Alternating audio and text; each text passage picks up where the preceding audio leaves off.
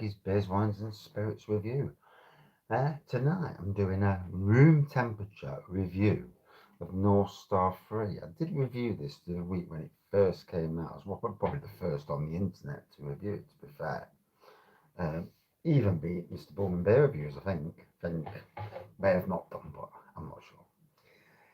So the reason for re-reviewing is, I've got to be honest, I don't like stouts, porters, and big multi beers chilled. Don't like it. I prefer them at room temperature. For me, room temperature's king. You go to tap rooms like Neon Raptor per se, and it comes out of a keg and it's chilled. And I've got to be honest, don't like it chilled. I like it at room temperature. So I've come back to this because luckily it's only £4 a can. You know, been £10 a can. I may have not done a review because obviously money. So this is Northern Monk and Lervig and Norse Star 3, the Black Forest Imperial Stout, 9%. And I'm getting beers for my beer of the year.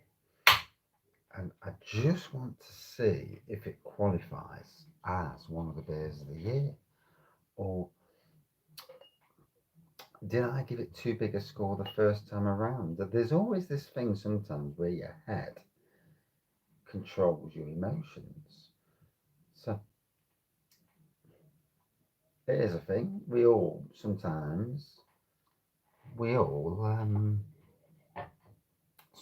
jump the gun, and you know, this first time you drink something, it tastes amazing. You drink it again, you think, how was that amazing? How did I get this? And sometimes it's, I mean, obviously at £4 a tin, you know, it's not something that you'd be drinking every day unless you're rich, and you know, no. So we'll have another go at it. So obviously, as you can see, it's a black pour. Good tan head on it, dark tan head. Cherry, chocolate.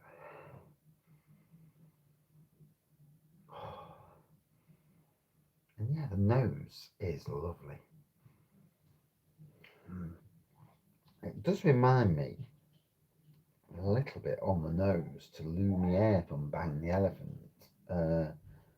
Very similar sort of nose, to be honest.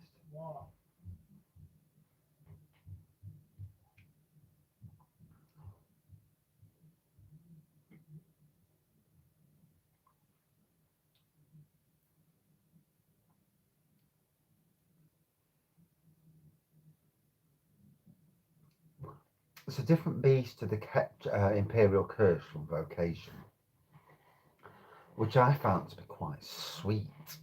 I did like it, don't get me wrong, but I did find it to be sweet.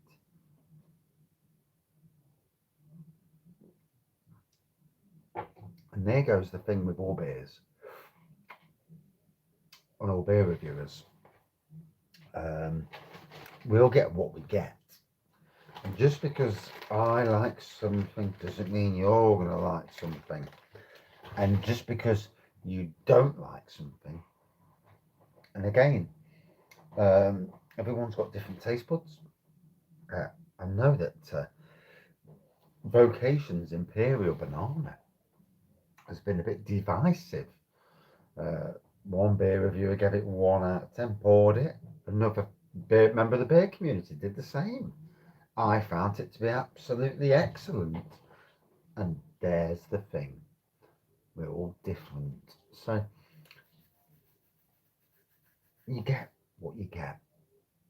Our taste buds are not the same.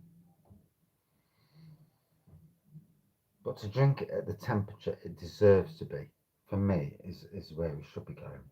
So we'll try it again. We'll see how it goes.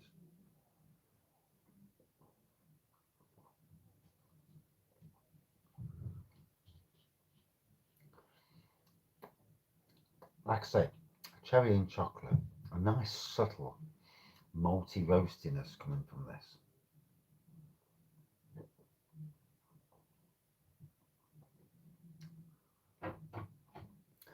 it's a different beast from Norse Star 1 and 2. I'd actually like to get hold of both. I'm not sure if they're even available anymore. And now I'm looking at all three of them, and oh God, I've got the itches. And I actually think that North Star 1 was better than 2. The almond was better than the hazelnut. Do you agree? This is the thing, you know. Let's be fair, the beer is a belter. There's no doubt about it. It's a belting beer. It's a good representation of both Lervig and Northern Monk. But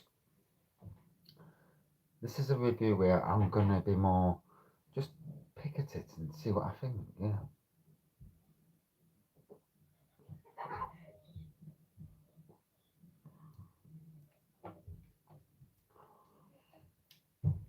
I do wonder um, when you try lots of different beers that it's like anything. You drink something that's absolutely amazing, then does another beer come close? Because if you've had something that you consider the pinnacle, and then it's very difficult to to get a beer that comes even remotely close. Um, I've been lucky to drink some amazing beers, and especially in the last year and a half of COVID, and both from local breweries, from national and international breweries. Big thanks to the other beer reviewers for some of those.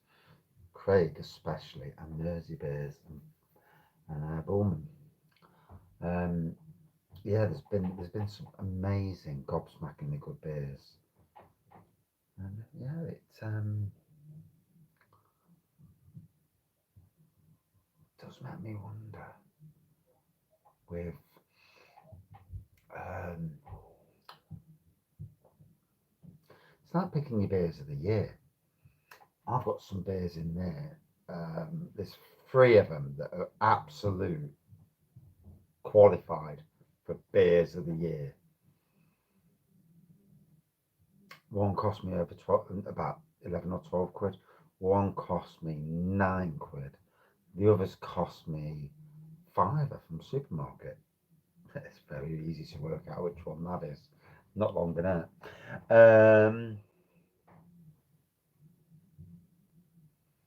There's one coming to Tesco's that could well be a beer of the year. And my only my only issue at the moment is the fact that one is getting all of the beers. Luckily, one of the beers of the year um, is a local beer with a big name attached to it, sort of thing. And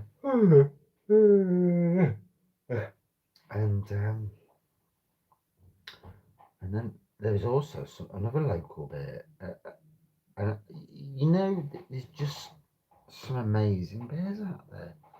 There's another supermarket beer from Morrison's that one of these fellas actually made, but it's not. It's only a single beer, and again, it's a little can, about 4 quid. Comrade Stout is the name, and again, that to me was an absolutely amazing beer. There's been some.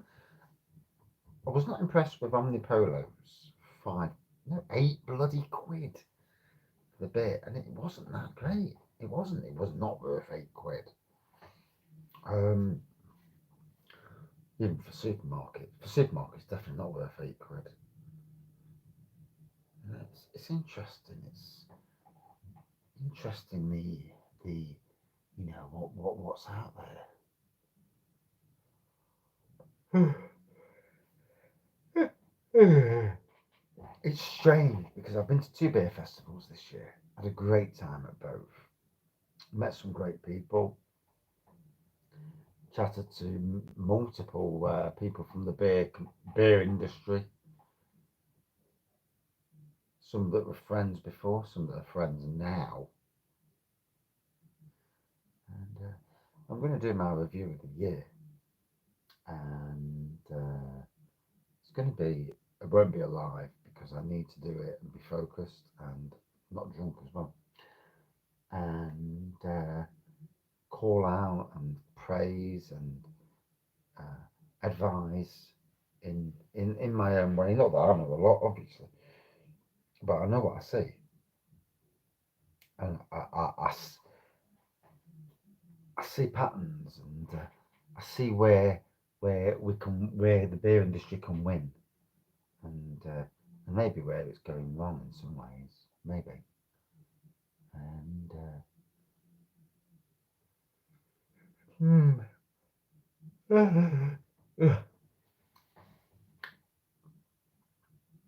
I look at some companies as well, and I see what they're doing, and I'm impressed with how they're doing things, and how they can actually do so much.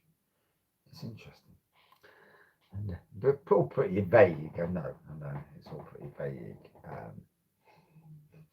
Right, clear my nose because it couldn't smell out then.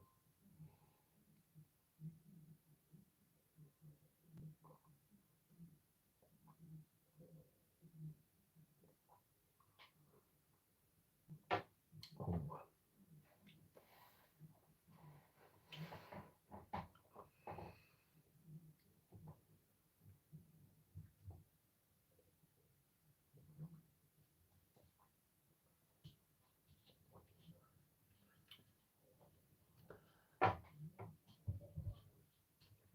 So at room temperature, the cherry is not as sweet as it was at chilled temperature. It's quite interesting. At chilled temperature, the cherry is quite sweet. Room temperature, it's more reserved, more in the background.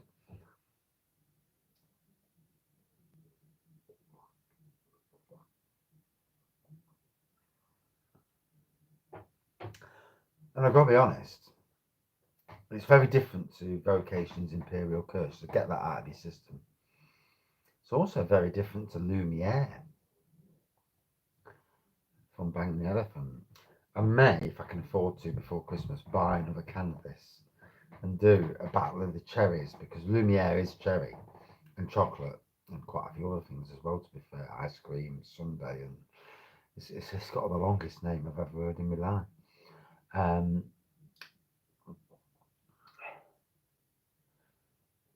But this now is tasting for me at room temperature, is tasting like a Black Forest Gatto would in alcoholic form, whereas before at chilled temperature it tasted a bit too sweet. Now I'm getting the full on enjoyment and the flavour that I was expecting to get the first time. Don't get me wrong, still a cracking beer.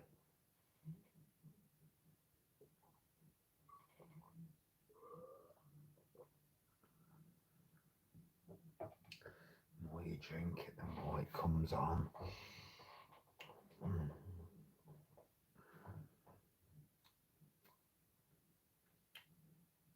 Not really getting the 9% ABV.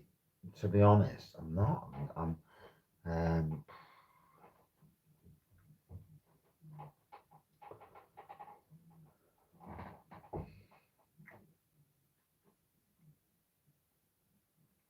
no, not getting. I'm not even getting anywhere close to 9%. Feels like a 6.5. I mean, it's funny how drinking stuff can.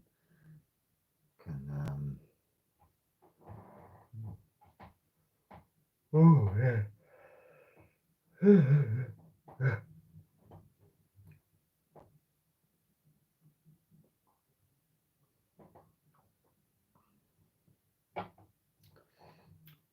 But towards the end, then just a slight burst of sweetness. See, the palate's awash with it now. Um,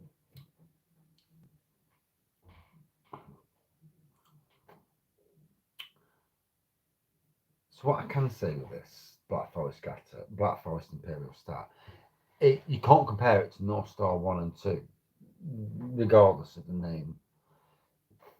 Um,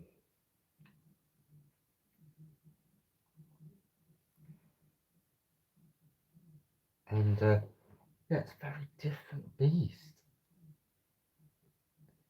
But it absolutely does what it says on the tin. It can. It is, without a shadow of a doubt, a Black Forest Imperial Stout. The Black Forest Gatto vibes that I get from it, absolutely amazing.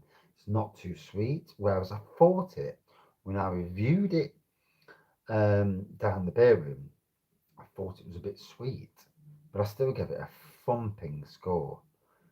Am I going to come away from doing scores for beers? It's possible.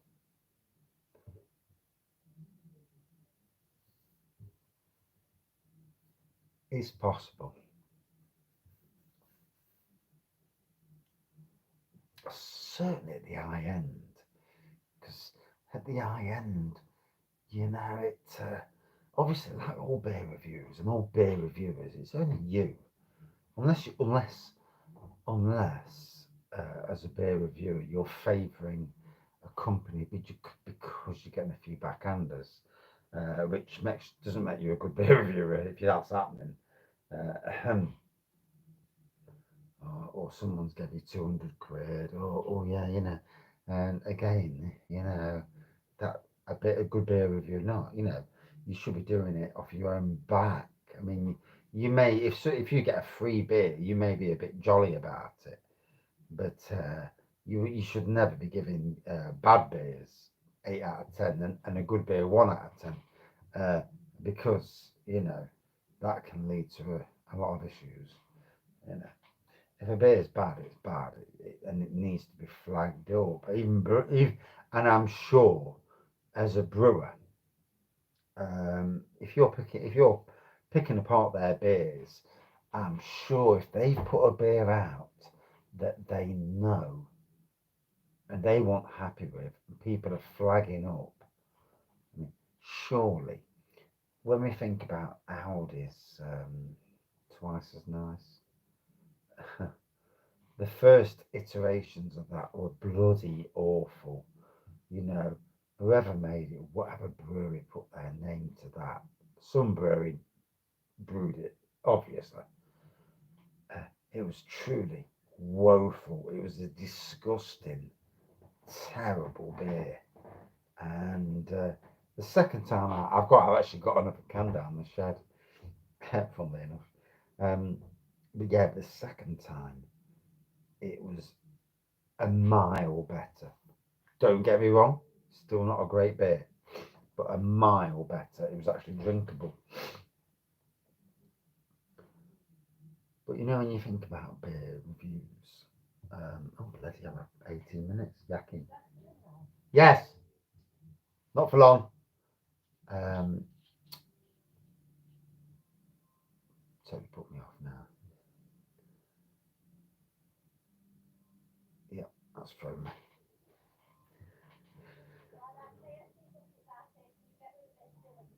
Yep.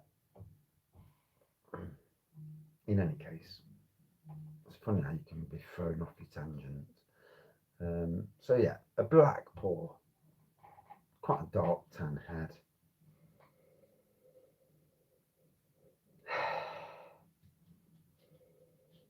Chocolate malty roastiness on the nose.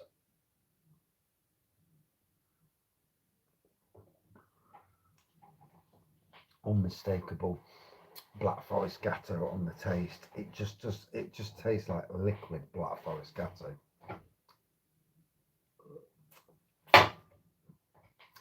Um, for me, re-review score. Interesting, really interesting. And I don't mind putting my hand on my heart and say maybe I was a little bit overly zealous the first time I reviewed it. It is a good beer, no doubt about it. Maybe not as high as I reviewed it the first time. So I'm going to give this around about 4.65 this time. Still a top class Imperial, but not the world beater that I probably thought it was the first time. And this time I actually enjoyed it more. Strange, isn't it? Yeah. Like I say, sometimes numbers can be misleading, but still a fantastic beer. And for me, much, much, much better room temperature. And that's it for this review. Thank you for watching. See you soon. Cheers.